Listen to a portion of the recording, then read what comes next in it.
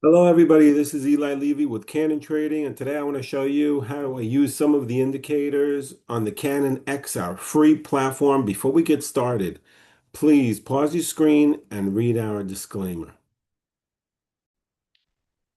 I'm looking at these indicators. I use the RSI, the Stochastic, the MACD, and the Awesome Oscillator. It's very simple to add them on. I just click Study. I come down here. I find each one of them. As you can see them by name right here, RSI and so on.